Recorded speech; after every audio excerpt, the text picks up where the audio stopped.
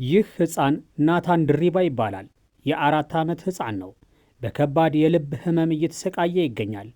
በተጨማሪም በሳምባ ምች ህመም በቅዱስ ጴጥሮስ ስፔሻላይዝድ ሆስፒታል ክትትል እየተደረገለት ይገኛል።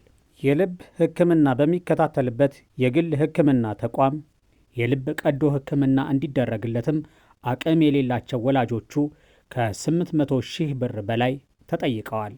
የልጅ ህመም ከባድና ለወላጆች ስቃይ ነው።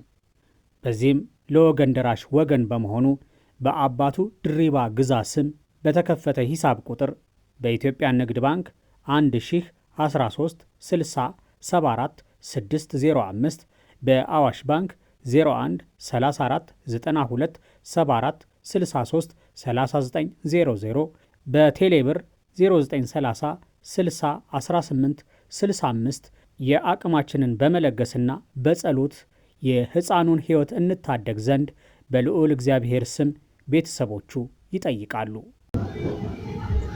ፈጣሪው ምን ነው? ኧረ በቃ በለን፣ ኧረ በቃ በለን ፈጣሪ